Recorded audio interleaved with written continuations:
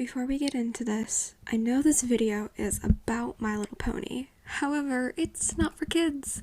If you're a parent trying to distract your kid with a YouTube video about cartoon ponies, this isn't the video or the channel for them. In my videos, I have a dirty mouth. My language is foul. I cuss and make inappropriate jokes.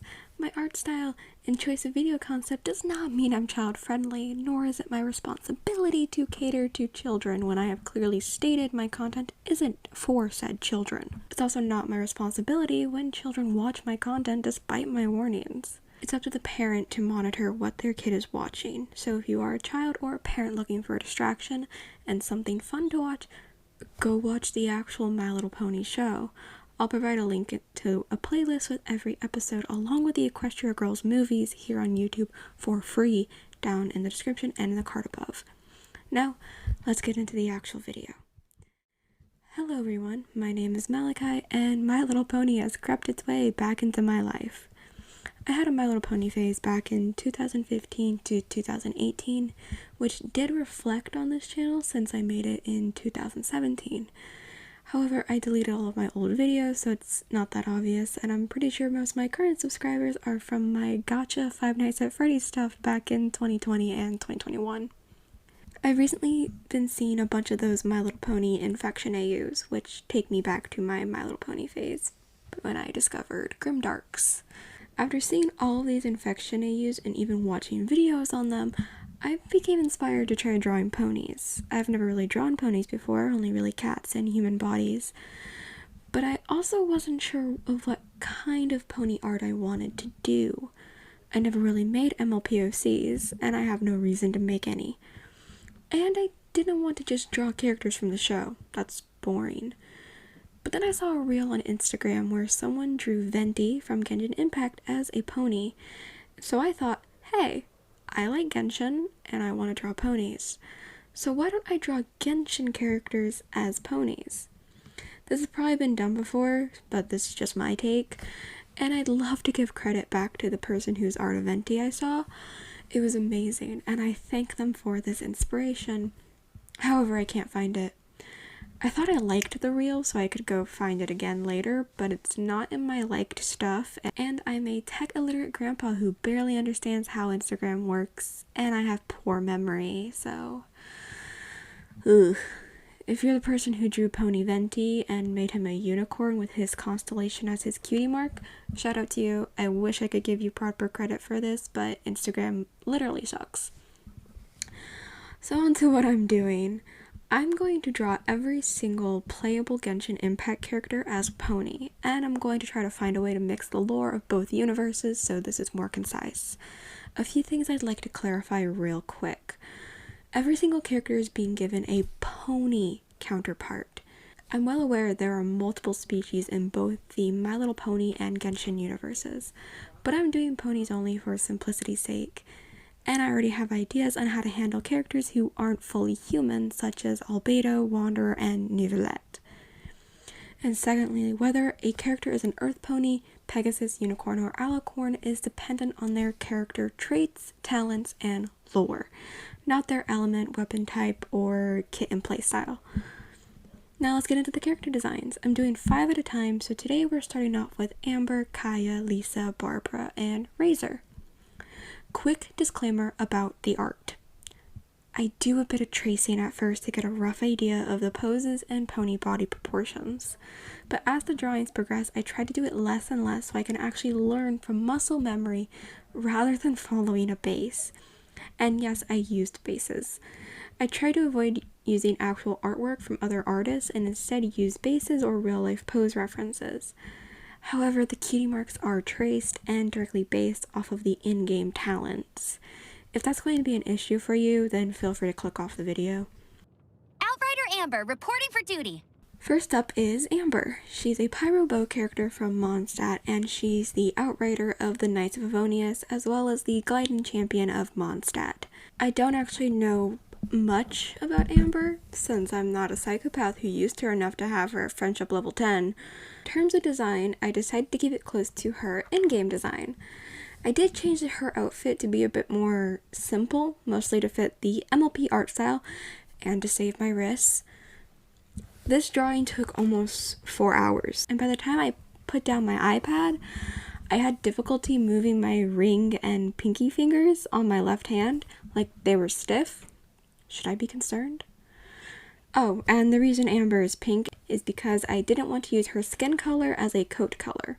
Since, let's be honest, if I did that, we'd have a bunch of ponies with the same boring shade of beige. So I originally intended to make her light red, but then I remembered light red is just pink. So she's pink and brown.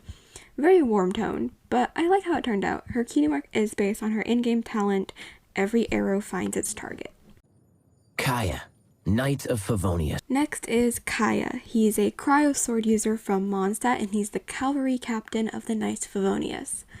I know his lore is a bit more deep, considering he has Conria roots. I didn't really take that into account for this design, since in the Kari Bear quest, he doesn't show much of an interest in his heritage, as much as many people had hoped he would. Which, for those who are watching this because it's My Little Pony themed and not because it's Genshin, Conria is or was a godless nation that was destroyed 500 years prior to the Traveler, or the main character, beginning their journey through Teyvat. We neither know all the details as to why Conria was destroyed or how. The only concrete information we have is that it was one of many casualties of an event known as the Cataclysm. And Kaeya is a descendant. Many theorize that he's directly from Conria, but the only information we have is that he's a descendant of this guy, Clotar Albury, who was the founder of the Abyss and a former Conrian noble. I could ramble endlessly about that, but this is neither the time or place. I should probably talk about Kaeya's design. There's nothing too special about it, it's just entirely based on his in-game design with a few aspects simplified. I know I just said with Amber that I didn't want to use her skin tone as a coat color because it felt too boring, yet here I am using Kaeya's. But my reason for that is that there's not that many characters in Genshin with darker skin tones. And no, I don't want my comment section to turn into a debate about that. And I also just think that the brown coat with the dark blue mane makes a pretty color combo. All the characters in MLP itself are usually brightly colored, so it's nice to see some darker or cooler toned ponies. His cutie mark is based on his in-game burst, Glacial Waltz. Oh, and I made him a Pegasus because his passive talent decreases sprint consumption by 20%, and Pegasi are typically fast. And also, when we compare this to MLP canon, the Knights of Favonius would be like Canterlot's Royal Guard, and the few guards we see, such as Shining Armor, Last Century, and the clones, are all either Pegasi or unicorns. Hi, darling. Are you going to be Lisa's little helper? Next up, we have Lisa. She's an electrocatalyst user from Mondstadt, and she works as the librarian of the Knights of Favonius. And I'm once again eating my own words by using her skin tone. Okay, some characters I used our skin tone for the coat color, but not all of them. And at the time of writing this part of the script, she was the most difficult character because I had no idea how to translate her outfit into a pony design. And also her cutie mark, based on her burst lightning rose, took the longest to draw. And the amount of roses in her design. I guess she's not called the Witch of Purple Rose for nothing. Overall, I like how Lisa turned out. I made her a unicorn due to how often in My Little Pony we see unicorns being scholars or just smart in general with an affinity for magic. And to me, that fits Lisa pretty well. She studied at the academia in Sumeru, and now she works as a librarian in Mondstadt. And I'm pretty sure that canonically she's a fairly strong character with both her intelligence and skill. Let me reiterate when I say this, canonically, lore-wise, she's strong. It feels redundant to have to specify that, but I don't want to see comments about how she's not a strong unit in terms of playstyle, because I know. I have a level 90 Lisa, and I used her on my main team until I got Kazuha. But anyway, that's Lisa, I like her design, and I was proud of myself for drawing her without using a base. Ta-da! Barbara's here. The fourth drawing I made while I was pissed off because I had been drawing for 2 days by now and the bump on my middle finger was starting to hurt. But I persisted to get this video done. And then I paused. Because how the fuck do dresses work on ponies again? I don't know. I haven't watched the show in like 5 years. I'm in the middle of rewatching it right now, but she was actually harder than Lisa. One, because dresses. I don't get how the actual show made so many pony dress designs over the course of 9 seasons. Lisa had me sweating, and Barbara made me question my sanity. Especially because drawing ponytails, or wait, aren't these pigtails? They're pigtails. Pigtails on a pony felt weird.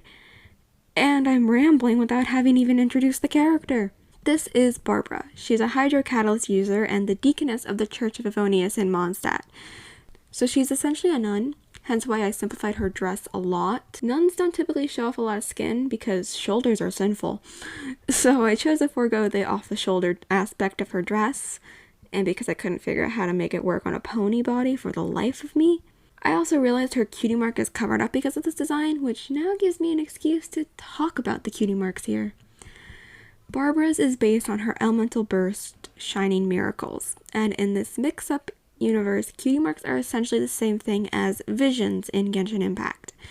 Rather than being a pony's special talent like in the show, they're instead a symbol of the pony's ambition being recognized, like how visions in Genshin are a gift from the gods after they've recognized a person's ambition. So while canonically Barbara does see her vision as a good thing, in this MLP universe, I feel like she wouldn't care much about her cutie mark because of her devotion to Barbados, the god of animo and freedom. Oh, and I made her an earth pony because I felt like it. You smell nice. Let's hunt. Lastly, Razor. He's a student of Lisa's and an Electro Claymore user from Mondstadt. But he's unique in the fact that he was raised by wolves, hence why I took this opportunity to not have to draw a super complicated outfit, and I tried to make him look a bit messy since, well, it's canon. Razor's a bit messy and he's not the brightest, but he's trying. I did shorten his mane though, because what is this? And I also thought the shorter mane looked nicer, but I did try to make his tail longer and a bit fluffier. I gave him wider body proportions because he's male, therefore a stallion, but I also tried to make him appear a bit younger since in canon Razor is like 16 years old and pretending he's buff is unrealistic. Just because he grew up in the forest with wolves doesn't mean he's gonna be a buff man. Look at him. I also went ahead and made his coat white, because after drawing Lisa and Barbara, I was tired of using that same shade of beige. So I gave Razor a white coat with purple tone grays as a sort of shading, and then I made his hooves dirty since he lives outside. And after designing his cutie mark based on his in-game Elemental Burst Lightning Fang, I realized how sad that would be if I was basing this off of the lore of cutie marks from My Little Pony, and not Genshin Impact's visions. Because that's implying his destiny, his special talent, was for his parents to die and him to be raised by wolves. That feels too messed up for a children's cartoon. So I'm sticking with the idea that the cutie marks for these guys are a symbol of ambition being recognized like visions rather than a special talent. Anyway, that's Razor. So here's all 5 designs. I personally really like how they turned out. If you like this part and want to see more, then feel free to subscribe, drop a like, and maybe give me some suggestions for future designs. At this moment in time, I've yet to plan all of the designs for the Genshin characters, so I'm open to hearing your guys' opinions. And I know I specified playable characters, but you are welcome to suggest ideas for the non-playable Harbingers, as I'll be doing designs for them at a much later date after all the playable ones are done. And here's a fun challenge. Whoever can guess who the next 5 will be, and accurately guess whether they'll be a unicorn, Pegasus, or Earth Pony, will get their comment pinned and a shout out in the next part. Thank you all for watching. I hope to see you next time. Bye!